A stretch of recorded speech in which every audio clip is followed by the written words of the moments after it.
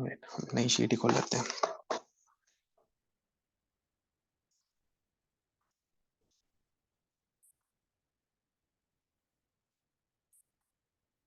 यार अब दिख रही है ना screen? Yes sir. Okay okay, यार सर मत बोलो प्लीज। ओके भैया।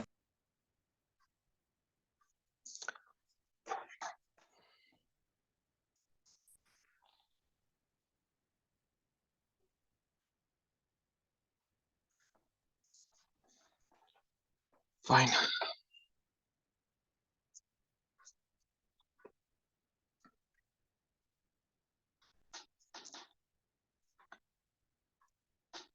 ठीक है, बेसिक सा फटाफट दे देता हूँ मैं आपको ओवरव्यू। थोड़ा सा सुना तो होगा कि फर्स्ट चैप्टर जो है वो हमारा हायर परचेज सिस्टम है।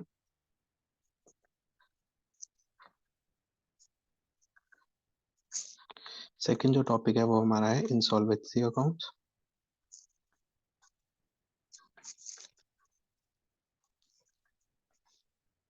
थर्ड जो टॉपिक है वो हमारा royalty.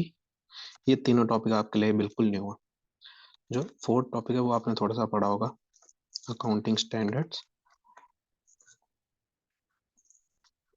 Basics and PNL trading.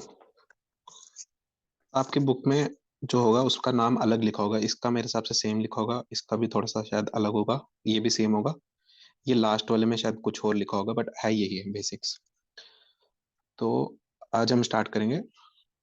यार ये पेन भी सिलेक्ट नहीं हो रहा, क्या इशू चल गया इसको? हो गया। ठीक है, हम आज हायर परचेज से स्टार्ट करेंगे। मैं जो पैटर्न है ना वो आपको नेक्स्ट क्लास में फिर से समझा दूंगा। एक्चुअली बेसिक्स टॉपिक्स तो खत्म हुए इसके हायर परचेज के। हायर परचेज सिस्टम,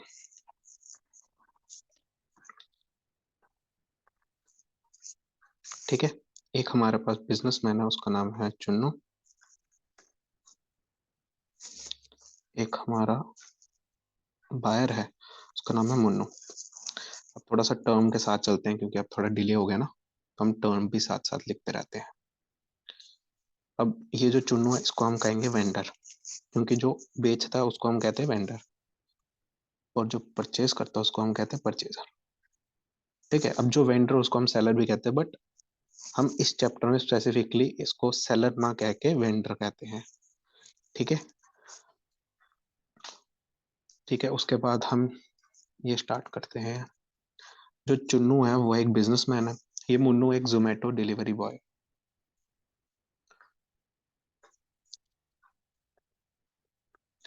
अब इसको डिलीवरी करने के लिए चाहिए थी टू व्हीलर। ये जाता है चुन्नू के पास, उसको बोलता है मेरे को एक टू व्हीलर चाहिए। अब चुन्नू उसको कहता है कि तू व्हीलर तो ले जाएगा, उसके बाद पेमेंट कौन करेगा? तो वो उसको कहता है कि मेरे पास अभी कैश नहीं है, मैं इसकी पेमेंट बाद में करूंगा। कैश नहीं है तो payment over a period of time करूंगा, मतलब छोटी छोटी इंस्टॉलमेंट्स में, over a period of time. अब इसमें एक कंसेप्ट आता है ईएमआई क्या होता है। अब हो ही गया तो ईएमआई भी समझा ही देते हैं। ईएमआई, ईएमआई क्या होता है? जिससे आप परचेज कर रहे हो ना, उसको आप इंस्टेंट पेमेंट कर रहे हो, टुकड़ों में नहीं कर रहे हो, इंस्टेंट कर रहे हो। कैसे? ये एक बैंक है, इससे आप लोन ले रहे हो, और ये लोन आप वेंडर को दे रहे हो, मतलब इसको। ठीक है, डायरेक्ट कर रहे हो आप इसको पूरा का पूरा अमाउंट, और आप पार्ट पेमेंट किसको कर रहे हो? इंस्टॉलमेंट में बैंक को। ठीक है, ये बेसिक सा कंसेप्ट समझ आ गया क्या?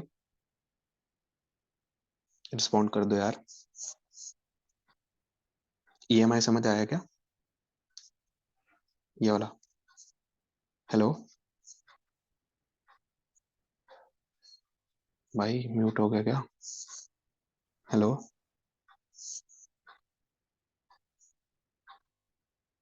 हेलो।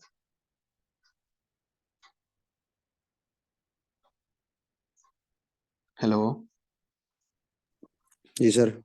म्यूट हो गया क्या? नहीं सर, आ रही है आवाज़। अच्छा, ओके ओके, रिस्पॉन्ड कर दो यार। ये समझ आ गई ईएमआई क्या होता है? जी सर। ओके। तो अब हम इस पे आते हैं। अब over a period of time में ना दो तरह की पेमेंट्स होती है। एक होती है installment cell.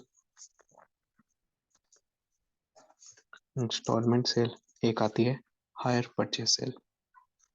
Hire purchase system. Hire purchase sale system भी कहते हैं इसको। ठीक है। अब हमने जो पढ़ना है वो हमारा स्पेसिफिकली है हायर परचेज सिस्टम। यार ये पेन सेलेक्ट नहीं हो रहा है तो मैं इसी के साथ स्टार्ट कर रहा हूँ, ठीक है। पेन कलर चेंज नहीं हो रहा है। अब हायर परचेज सिस्टम हमको पढ़ना है, ये हमें नहीं पढ़ना है। बट हमें एक बेसिक डिफरेंस पता होना चाहिए कि इसमें डिफरेंस क्या है। डिफरेंस का पॉइंट आता है ओनरशिप पे। ओनरशिप पे क्या होता है, इंस्टॉलमेंट सेल पे आपको ओनरशिप फर्स्ट डे पे ही मिल जाती है। कि वो गाड़ी के कागज, मतलब आपको आरसी वगैरह फर्स्ट डे पे ही प्रोवाइड कर देगा। आरसी नहीं इन द सेंस, मतलब ओनरशिप मिल गई ना आपको, फर्स्ट डे पे ही मिल जाएगी। अब हायर परचेज सिस्टम में क्या होगा कि जब आप लास्ट पेमेंट करोगे ना, जो भी लास्ट पेमेंट होती है, सपोज 1000 2000 जितना भी पेमेंट होता है, 2 lakhs, जितना भी पेमेंट है, वो लास्ट जो पेमेंट करोगे ना उस दिन ओनरशिप आपको मिलेगी। ठीक है। अब इसमें होता क्या है, इसमें मैं आपको समझाता हूँ कि क्या होता है। जब एक वेंडर, जो एक सेलर है, उसके पास एक बायर आता है, वो कहता है कि मेरे को एक प्रोडक्ट चाहिए आपसे। सपोज हम कह रहे हैं इधर कि स्कूटी लेनी है उसको। वो आता है कि कहता है कि मेरे को स्कूटी लेनी है, ठीक है। अब वो स्कूटी तो ले लेता है, बट जो बायर जो सेलर है वो कहेगा कि आप पेमेंट कैसे करोगे। तो बायर जो है वो कहता है कि मेरे पास अभी इतना कैश नहीं है, तो मैं आपको पेमेंट करूंगा छोटे छोटे हिस्सों में। ठीक है। तब हायर जो सेलर है वो उसको कहता है कि आप छोटे में पेमेंट तो करोगे, बट आप मतलब किस टाइप में करोगे, जैसे इंस्टॉलमेंट सेल कि फर्स्ट डे पे ओनरशिप मिल जाएगी, और हायर परचेज सिस्टम जिसमें सिर्फ लास्ट पेमेंट करने पे ही ओनरशिप मिलेगी, अदरवाइज ओनरशिप सेलर के पास ही रहेगी। ठीक है। ये एक बेसिक सा कंसेप्ट है हायर परचेज का। अब हमें इसके बारे में नहीं पढ़ना है ओनरशिप इंस्टॉलमेंट होती सेल क्या? के। ओनरशिप का मतलब है कि जो प्रोडक्ट है ना वो आपका हो गया।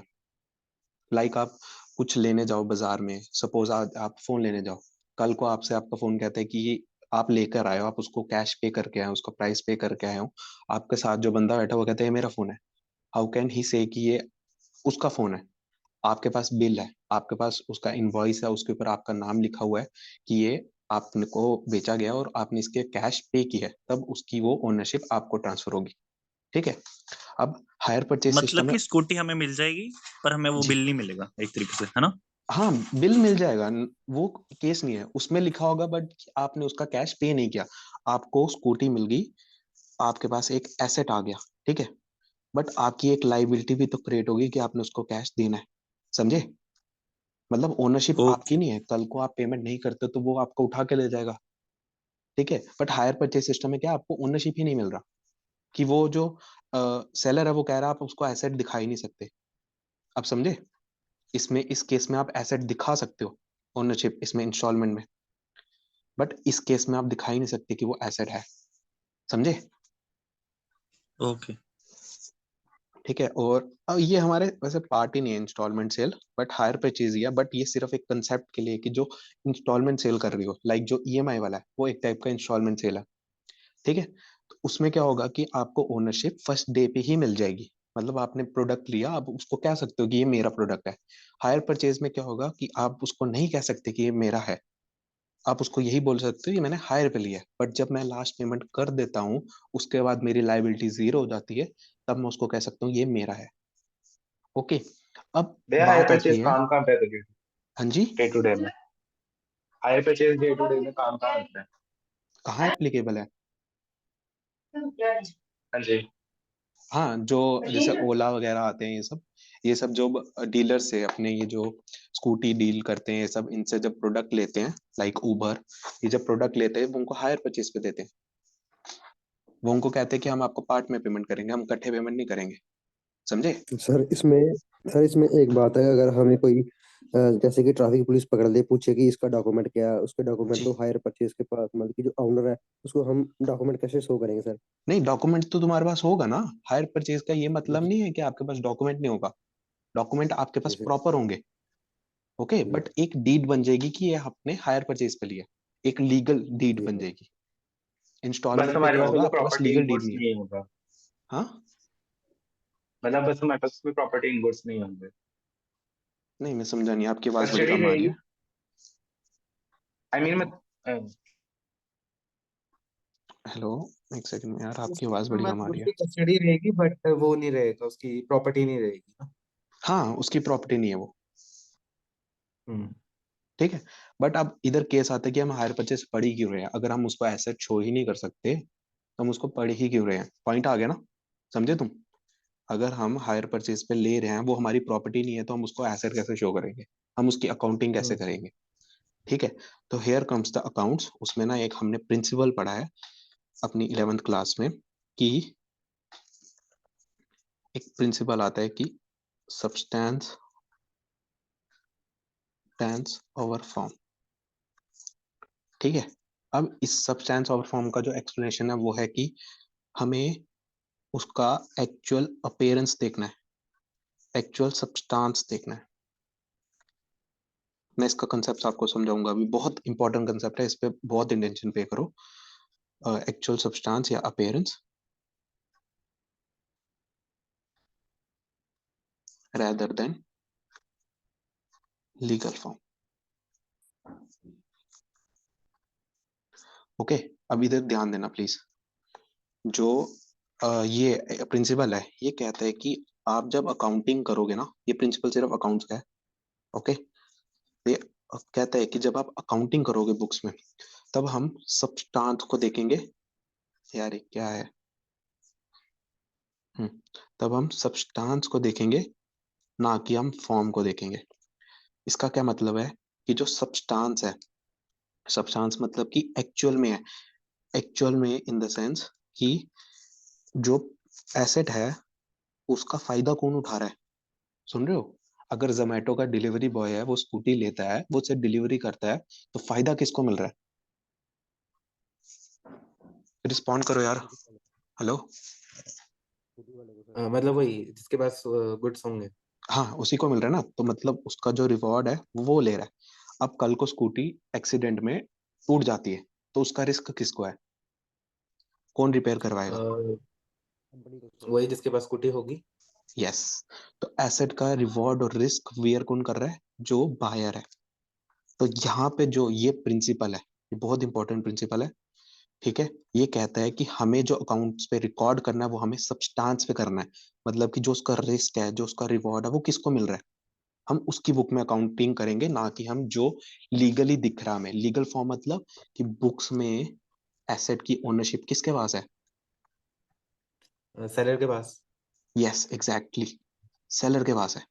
तो हम अकाउंटिंग सेलर के इस लीगल फॉर्म के बेसिस पे नहीं करेंगे, हम अकाउंटिंग करेंगे सब्सटेंस के बेसिस में। ठीक है, तो ये प्रिंसिपल क्या कहता है? Substance over form. इसकी एक्सप्लेनेशन है कि जो ट्रांजैक्शन है, अकाउंटिंग ट्रांजैक्शन है, that will be recorded on the basis of substance rather than legal form. हम लीगल ओनरशिप नहीं देखेंगे कि वो प्रोडक्ट किसका है, हम ये देखेंगे कि उसका फायदा किसको मिल रहा है, उसका नुकसान कौन झेल रहा है। हम उसकी बुक्स में अकाउंटिंग करेंगे। समझे? अब हम हायर परचेज को अकाउंटिंग क्यों सीख रहे हैं? क्योंकि एक प्रिंसिपल कहता है कि जो हमें अकाउंटिंग करनी है वो हमें रिस्क और रिवॉर्ड देख कर करनी है। हमें लीगल को देखना ही नहीं है कि जो लीगली कह रहा है कि ये ओनरशिप उसकी है। ठीक है, अब अकाउंटिंग का मतलब हमने बुक्स में शो कर दिया हमारा एसेट है। ठीक है, अब कल को हम एसेट शो भी कर देते हैं, एसेट के अगेंस्ट एक लाइबिलिटी भी खड़ी कर देते हैं, बट एसेट तो डेप्रिशिएट हो रहा है। पॉइंट आता है कि डेप्रिसिएशन कौन चार्ज हम्म। करेगा, सेलर करेगा कि बायर करेगा? क्योंकि सेलर तो यूज ही नहीं कर रहा। समझे? सेलर तो यूज ही नहीं कर रहा, वो की डेप्रिसिएशन चार्ज करेगा। तो तभी ये वाला ऐसे है। प्रिंसिपल आता है, ये कहते हैं कि हम रिकॉर्ड करेंगे सब्सटेंस पे, ना कि लीगल फॉर्म पे। तो जो डेप्रिसिएशन है वो किसको मिलेगी? बायर को। ये कौन कहता है? फायर। प्रिंसिपल। ये प्रिंसिपल है जो कहता है सब्सटेंस ओवर फॉर्म। फॉर्म का मतलब लीगल, और सब्सटेंस का मतलब अपीयरेंस, एक्चुअल अपीयरेंस। ठीक है, अब ये पॉइंट किस किस को समझने है, क्योंकि यही सबसे इंपॉर्टेंट टॉपिक है इसका, और यही मोटिव था आज का जो समझाने का इस वीडियो में, कि सब्सटेंस ओवर फॉर्म जो इंपॉर्टेंट है बहुत, वो समझ आना चाहिए कि हम इसकी अकाउंटिंग कर क्यों रहे हैं। ये टॉपिक किसको नहीं समझ आया तो मैं फिर से समझाऊं। नहीं आ गया। सबको आ गया जी? सबको आ गया? हाँ जी। ठीक हाँ है, जी आ गया। ओके। ठीक है, अब नेक्स्ट टॉपिक हमारा है इसकी टर्मिनोलॉजी। टाइम कितना बचा यार? कितना टाइम हो गया? 40 मिनट्स की क्लास हो गई है,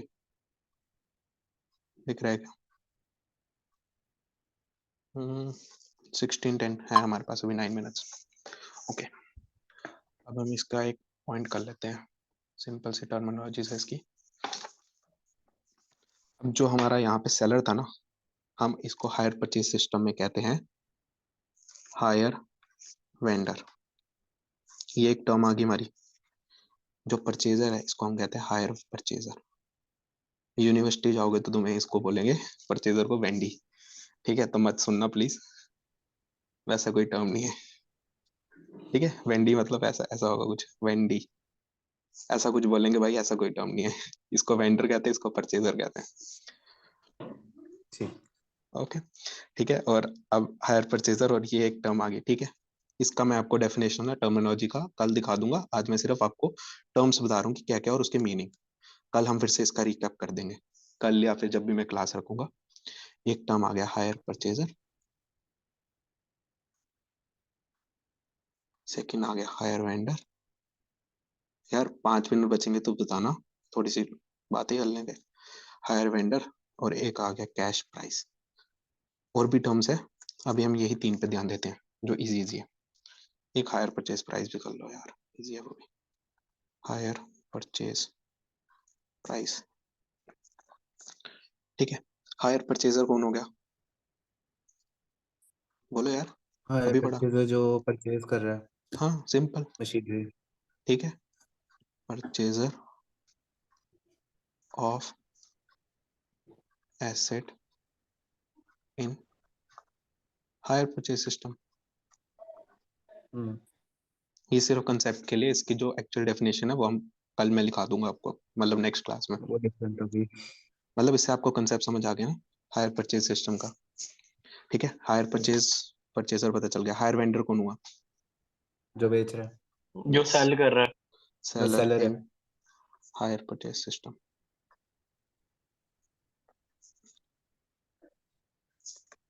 ठीक है, कैश प्राइस क्या हो गया? कैश प्राइस हो गया कि आपने जितना जो कैश पे वेंडर को पेमेंट करी है, नहीं नहीं नहीं, जितनी पेमेंट नहीं करी है। यही तो इन दोनों में यही तो डिफरेंस है, तभी तो मैंने दोनों पॉइंट ले लिए। हायर कैश प्राइस हो गया जो उसका एक्चुअल प्राइस है, कि आप एक ऐसे स्कूटी लेने गए, ठीक है, वो आपको एक प्राइस कोट करता है कि ये मैं बेचूंगा 70,000 की। जब आप हायर परचेज पर लोगे, वो उस पर आपको चार्ज करेगा इंटरेस्ट, इंटरेस्ट भी लगाएगा ना, तो वो उसको प्राइस सपोज कर रहा है 86,000, विद इंटरेस्ट 16,000 का। अब वो जितना भी over of period of time है, सपोज 2 इयर्स में चार्ज कर रहा है, ओके। तो जो ये 70,000 है जो उसने इमीडिएटली पे करने के ऊपर प्राइस बताया, उसको हम कहते हैं cash price. Instant on instant payment of value, value नहीं कहेंगे, of consideration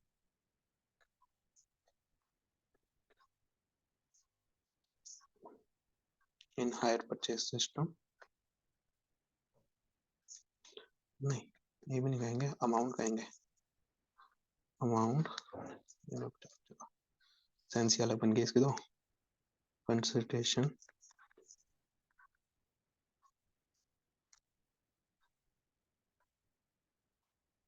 consideration immediately received by the higher seller, higher purchase, higher seller, हाँ higher vendor, sorry higher vendor। ठीक है, इसको हम कहेंगे कैश प्राइस। अब हायर परचेज प्राइस को हम सिंपल सा कहेंगे